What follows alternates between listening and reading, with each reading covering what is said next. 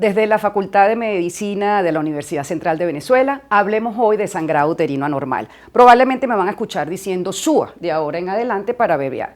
¿Cuáles son los objetivos de esta clase? Bueno, vamos a actualizar la nomenclatura de acuerdo a FIGO 2011, que fue actualizada en 2018 con este acrónimo tan útil que es PALCOEN.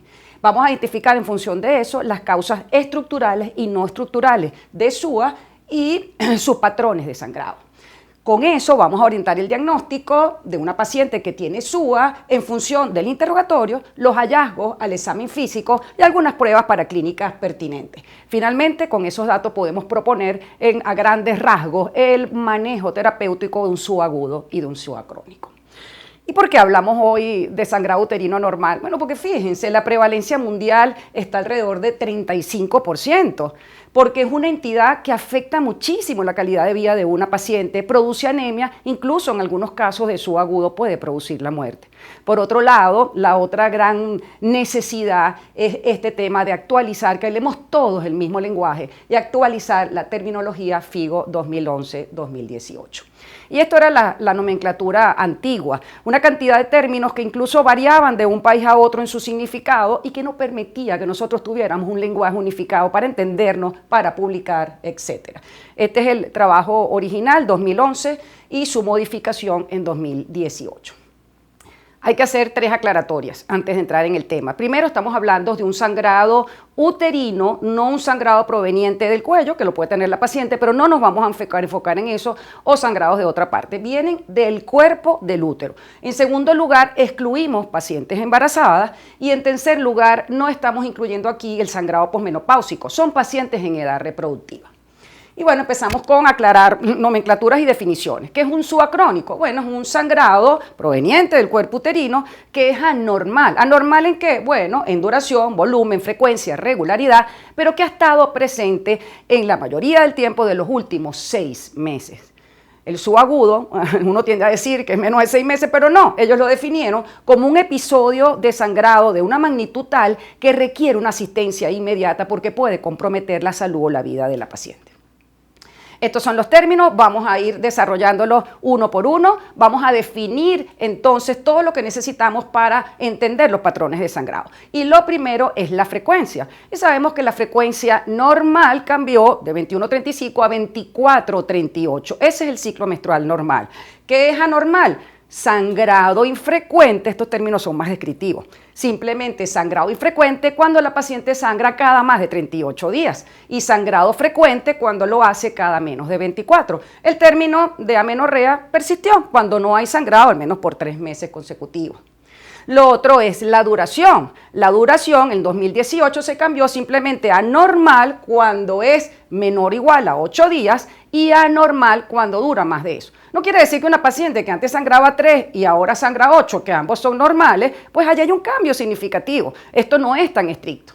Desde el punto de vista del volumen, dejaron de hablar afortunadamente de CC, que es bien difícil cuantificar en CC cuánto sangra una paciente. La paciente sabe si está sangrando normalmente, si es muy abundante, si es normal o si es escaso. Ustedes se pueden ayudar con algunas preguntas como el número de toallas que tienen que gastar o si se les mancha la ropa de la cama, etcétera. Y este término de regularidad, que es el que cuesta un poquito entender, y se lo voy a poner sencillito. Imagínense una paciente que tiene sus ciclos menstruales o sus sangrados y vamos a revisar qué ocurrió en 6 meses o en un año. Y a lo mejor dentro de ese calendario, ella está entre 24 y 38, pero tiene algunos ciclos de 25 y otros de 36. Ambos son normales, pero hay una irregularidad. ¿Cómo lo calculo? Sencillito, si yo tengo esos números, lo que yo hago es que agarro el ciclo más largo, le resto el más corto y eso debe ser menor o igual a 7 a 9. ¿Por qué ven 2 números? Bueno, porque le damos como más permiso en los extremos de la vida a las pacientes para que sean más irregulares, en la posmenárquica o en la transición a la menopausia. Y a la edad reproductiva somos más estrictos. Entonces, el inferior es para edad reproductiva. Si esto es mayor o igual a 8 o 10, según el caso, esta paciente es irregular. Este término, que es sangrado intermenstrual, esto es una paciente que claramente identifica sus menstruaciones, no siempre es fácil, y en medio de ellas sangra. Y para 2018 afinaron un poquito y dicen, bueno, no ocurre ocurre de forma aleatoria. Y ese es el clásico ejemplo de una paciente que tiene una patología estructural como la poliposis. El pólipo sangra cuando le da la gana. No hay un patrón definido estable en el ciclo menstrual. Pero ahora tenemos una paciente que te dice que sangra siempre 3 días después de que se me va la regla, doctora. O al contrario, 4 días, doctora, antes de que me venga la regla, yo tengo un sangrado. Es decir, en una fase específica del ciclo. Y eso dice mucho, porque antes pensábamos cuando era aleatorio en una patología estructural, pero ahora decimos algo está pasando en el ciclo menstrual. Ejemplo, si yo tengo un sangrado siempre en fase lútea, en la parte tardía, en la segunda fase del ciclo, tú tienes que pensar que algo está pasando con el cuerpo lúteo, que es el que produce esta progesterona en una curva estable y hermosa para que no hayan anormalidades. Pero si de pronto, en lugar de ser esa curva, baja un poquitico los niveles de progesterona y se recuperan, igualito la orden para el hipotálamo es un sangrado por supresión, pero es muy pequeño porque se recuperó. Entonces, este es el ejemplo más clásico para un sangrado cíclico de fase lútea tardío. Y lo otro que afinaron en 2018 era darle mucha importancia si la paciente venía bajo el efecto de algún anticonceptivo hormonal y la pusieron como en un cuadrito aparte. Entonces, si tiene esto, presenta un sangrado que es predecible. ¿Cómo es predecible? Si está con anticonceptivo, bueno, lo más clásico es que está tomando anticonceptivos orales y el sangrado predecible es el que ocurre en la semana de descanso. Si ella tiene un sangrado tomándose la pastilla 8, por ejemplo, eso es un sangrado impredecible y estaría presente. Bien, esto para entrar entonces ahora en este acrónimo que fue una de las cosas más útiles en verdad que nos dio la ciencia, que es el PALM como palma en inglés y coin como una moneda en inglés, bueno, mal escrita porque tiene una E, y nos permite distinguir esta columna que son de sangrados estructurales de estos que no lo son. Entonces, PAL, P de pólipo estructural, A de adenomiosis, L de leiomiomatosis y M de malignidad, hiperplasia, neoplasia intraepitelial endometrial. En la columna de los no estructurales, C de coagulopatía, disfunción ovulatoria, que es la reina de este grupo, ya veremos por qué, E de endometrial, I de iatrogénico y N de no clasificados de otra manera. No hay tiempo de revisar las patologías, pero yo lo que quiero es que ustedes simplemente miren, detengan un momento el video y fíjense la foto de cada una de las patologías. Y si yo veo esta foto y veo que poliposis es algo que afecta simplemente la cara interna del útero, la capa interna, el endometrio, yo puedo deducir cómo es, por ejemplo, el examen físico de esta paciente o que estas pacientes pueden tener un sangrado intermenstrual. Lo mismo para la adenomiosis. Este endometrio invade la capa muscular y fíjense lo que ocasiona. Esto se reblandece, esto aumenta de tamaño. Y finalmente la leiomiomatosis, donde estas tumoraciones benignas de músculo liso, esos son lo que es un fibroma, ahora van a hacer que el útero cambie, crezca, se aumente su tamaño mucho más que la adenomiosis, su consistencia va a ser fuerte y su superficie suele ser irregular. Ponemos un poquito aparte hiperplasia, malignidad, sus patrones de sangrado son diferentes, pero nos estamos refiriendo a un problema en el endometrio, ya sea desde la hiperplasia, la parte más benigna, hasta el cáncer de endometrio. En la parte no estructural, entonces repasamos lo que significa COEIN y vamos entonces a entender un poquito los no estructurales. Cuando uno es estudiante de medicina, con mucha frecuencia una paciente viene sangrando mucho y piensa, ay, debe tener una coagulopatía. Esto es lo menos frecuente, raro que venga una paciente sangrando porque tenga una coagulopatía. Y no les vamos a pedir, porque tiene una enfermedad de von Willebrand, etcétera, no le vamos a pedir exámenes que son carísimos para descartar esta patología. Usted simplemente lo que va a hacer es un buen interrogatorio, lo que llamamos tamizaje de coagulopatía. Entonces usted le pregunta, ¿usted tiene sangrado menstrual abundante desde la menarquia? Casi todas son hereditarias, ¿verdad? O usted, si la paciente le dice, no, tuvo una hemorragia, tuvo un parto, una cesárea y tuvo una hemorragia después de ese evento. O usted cuando hacen procedimientos dentales o tuvo alguna operación, sangró mucho. O tiene equimosis fácilmente, petequia, epistaxis, gingivorragia o tiene historia familiar de este tipo de enfermedades. Si no, se acabó. Descartan de una vez eso. Y vamos con la reina. ¿Y por qué le digo la reina? Porque esta es la patología o que es la más frecuente de este grupo o la otra que es la iatrogénica, que es muy frecuente, con un interrogatorio se descarta, ¿no? Entonces, ella es la reina. Y cuando hablamos de disfunción ovulatoria, ¿a qué nos referimos? Bueno, son trastornos endocrinos que alteran ese ciclo menstrual que depende de la producción de una cantidad de sustancias y que a veces se altera, no ocurre en algunos de los eventos y que no tienen una causa ni genital ni extragenital orgánica demostrable. 80-90% de los casos, lo que va a haber es una anovulación. Si no ovulo, ¿cuál va a ser mi expresión clínica? Bueno, un sangrado infrecuente, porque toda vez que una mujer ovula, aproximadamente a los 14 días que dura el cuerpo lúteo, pues va a tener un sangrado predecible. Pero hay 10-20% de pacientes que su manifestación va a ser un sangrado frecuente, recordemos, menos de 24 días.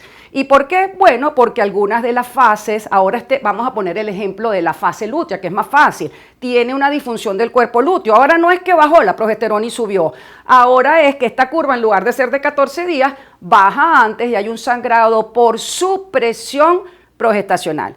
Y entonces, en lugar de durar 14, dura 7 y esta paciente ve menstruaciones cada 22 días, por ejemplo. Las causas de anovulación, no vamos a ir sobre ellas, pero por supuesto empiezan desde el sistema nervioso central. Pueden detener el video y leerla, o bajando por tiroides, glándula suprarrenal o el síndrome ovario poliquístico, que es el más frecuente en la población. Y ya dijimos, la anovulación se expresa como un sangrado infrecuente y no encuentro patología estructural.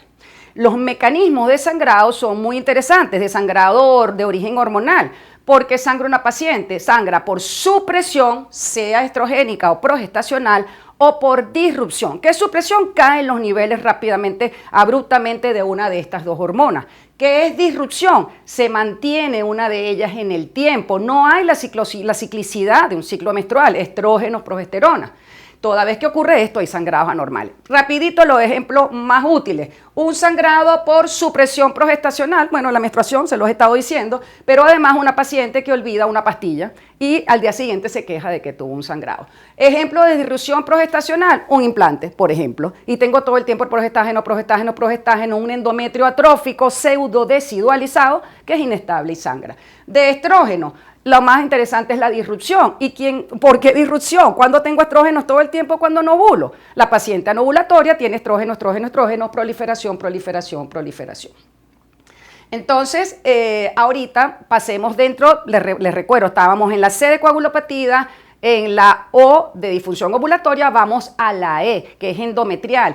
Y realmente el endometrial se identifica porque no se encuentra ninguna causa. Fíjense, es un sangrado, casi siempre la manifestación, su patrón de sangrado, son sangrados cíclicos, menstruales, a veces sangrados intermenstruales, y lo que hay es una alteración de la hemostasia allí, endometrial, o a veces endometritis crónica. Fíjense todas las cosas que alteran esa homeostasia. Vamos a hablar, por ejemplo, deficiencia en la producción local de vasoconstrictores, sangro, o aumento de la producción local de sustancias que promueven la vasodilatación. En fin, alteraciones muy minúsculas que no tenemos cómo diagnosticar y por lo tanto esto es un diagnóstico de exclusión. Vamos entonces a la I, COEIN, estamos en la I. Sencillo, son iatrogénicos, pacientes que están bajo la influencia de anticonceptivos hormonales, menos frecuentes, anticoagulantes o antidepresivos tricíclicos. Interrogando a la paciente, júrenlo que si ella dice que viene con alguno de estos métodos, está sangrando por esa razón. Lo confirmamos y ya. Y finalmente, los no clasificables son muy raros, ismocele, malformaciones arteriovenosas, es sumamente raro. Bien, tenemos ahora todas las herramientas para abordar a nuestra paciente. Y siempre les digo, hay 3 preguntas fundamentales. Primero, fecha última regla. ¿Por qué? Para quitarnos encima los sangrados del primer trimestre. Segundo, ¿está usando métodos anticonceptivos? Ya vimos el por qué. Y tercero, patrón de sangrado. Y vamos a concentrarnos en esto. ¿Por qué patrón de sangrado? Si mi sangrado es cíclico, yo pienso en patología estructural, porque como un mioma, un pólipo me va a alterar el ciclo menstrual. No es nada hormonal. Entonces, cíclico, anormal en cantidad y duración, es decir, abundante y prolongado, o prolongado, yo me voy a la columna estructural, que es la de la PAL. Vamos a analizar PAL junto, la M la vamos a dejar relegada porque su patrón es diferente. Y el patrón, si el patrón no es cíclico, es infrecuente, ya vimos que eso es anovulación, es por anovulación, y la disfunción ovulatoria es la reina de este grupo. Otras preguntas que me ayudan, por ejemplo, dentro de PAL, de PAL, tener dismenorrea me ayuda a inclinar mi balanza diagnóstica hacia que la paciente tiene una adenomiosis, porque produce dismenorrea. Y si tengo un sangrado intermenstrual, ya dijimos que apunta hacia una poliposis. Del otro lado, ya sabemos que hacer el tamizaje de coagulopatías nos quita de encima esa columna. ¿Qué voy a buscar el examen físico de mi paciente? Bueno, por supuesto, los signos vitales para ver si estamos ante un subagudo. El índice de masa corporal, bueno, porque la obesidad está relacionada, por ejemplo, con anovulación. En la piel lo más importante es cuán pálida está la paciente, a ver qué tan afectada está la hemoglobina. Algunas otras cosas es pensando en la causa, síndrome ovario poliquístico, etcétera. Evalúo mi tiroides. ¿Por qué? Porque la hipotiroidismo es una causa de anovulación. Si hay patología estructural muy grande, en el abdomen podría encontrar una masa, si no, no. Y tengo que inspeccionar el tracto genital inferior, colocar un espéculo para ver origen del sangrado, porque yo todavía no sé si esto es un SUA o esto es un sangrado proveniente del cuello uterino. Y finalmente pongo en negrilla el tacto bimanual, porque esto es el gold estándar. Cuando yo hago mi tacto bimanual, yo puedo caracterizar el útero y ya vamos a ver cómo diferenciamos las distintas PAL.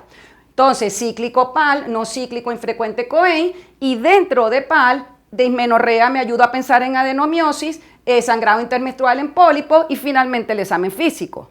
Si yo tengo un útero aumentado de tamaño, aumentado en consistencia y superficie irregular, voy a sospechar fibromatosis. Estamos hablando de lo clásico.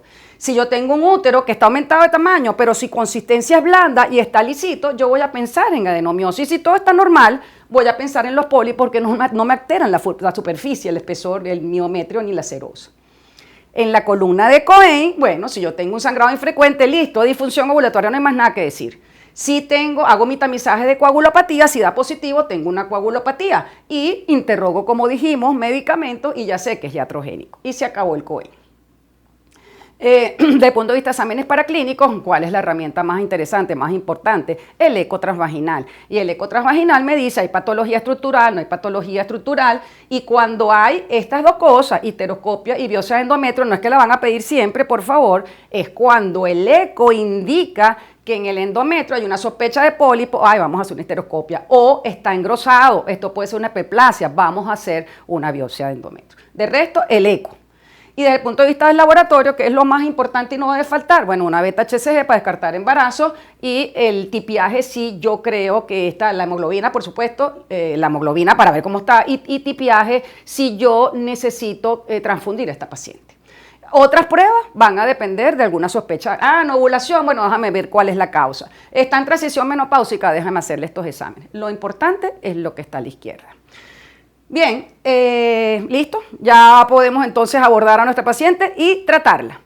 Vamos a empezar entonces con un SUA agudo. Si mi paciente tiene un SUA agudo, mi objetivo es estabilizar a esa paciente. Después buscamos la causa. ¿Qué hago? Bueno, veo su estado de conciencia, necesita o no oxígeno. La persona de mayor jerarquía toma el comando de ese ambiente y dice, por favor, enfermeras, residentes, quienes sea, tómenme 2 vías con un yelco grueso. Cuando me tomen una vía, me van a tomar en una de ellas estos laboratorios, tipiajes, pruebas cruzadas, coagulación, hematología, porque me tengo que preparar para una transfusión. Pero mientras llega la sangre yo tengo que hacer algo. Yo tengo que expandir con solución expansoras. Cuando el SUA es no estructural, ya pasó la emergencia. Cuando el SUA no es estructural, la droga de elección para manejar ese sangrado son los estrógenos. ¿Sí? ¿Por qué? Bueno, fíjense, procoagulantes, vasoconstrictores, promueven agregación plaquetaria, y además van regenerando el endometrio, lo ideal. ¿Cómo lo vamos a hacer? Bueno, aquí nunca tuvimos endovenoso, pero en los países que lo haya, colocan estrógeno equino conjugado. Endovenoso, nosotros lo teníamos vía oral, la verdad es que ahorita tenemos muy poco. Ahí pueden ver el esquema, un esquema de altas dosis que puede ir increciendo y uno puede después hacer un ciclo artificial. Paro el sangrado con mis estrógenos, lo dejo unos días, voy bajando poquito a poquito la dosis y quédense, no supriman el tratamiento, que pasa con frecuencia, porque entonces la paciente le suprimen el tratamiento y hace un sangrado por supresión. Entonces, dejen el estrógeno 21, 25, 30 días, no hay problema. Y los últimos 14 días, ustedes hacen un cuerpo lúteo artificial, es decir, ponen allí progestágenos o progesterona. ¿Qué hacemos en Venezuela? No tenemos ahorita muchos estrógenos. Bueno, utilizamos el estrógeno de los anticonceptivos orales, el etinilestradiol, que es la mayoría de ellos, y que es sumamente potente. Claro, le estamos poniendo un progestágeno también, pero no importa, son efectivos, no le vamos a poner una pastillita. Usualmente necesitamos 2, 3, 4 veces al día, en casos extremos más, y lo dejamos hasta que, igualito, hasta que deje el sangrado, vamos bajando poquito a poco para que no haga un sangrado por supresión. Y se lo dejamos, bueno, si la paciente necesita un método anticonceptivo, pues déjenselo ya fijo.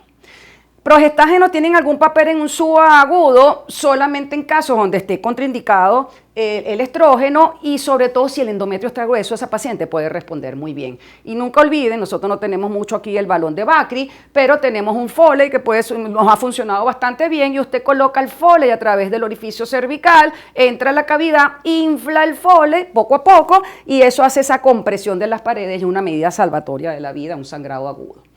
Y luego tenemos en ese SUA crónico, ya yo ahorita lo que tengo que hacer, si la paciente es anovulatoria, es darle un soporte y proteger, un soporte de fase lútea es proteger ese endometrio. Lo puedo hacer de una manera cíclica, bueno, déjame darle yo 14 días del mes un progestágeno o progesterona, o no, de una vez le coloco un método anticonceptivo, ya sea anticonceptivos orales, el SIU liberador de levonorgestrel, acetato de medrosa y progesterona intramuscular.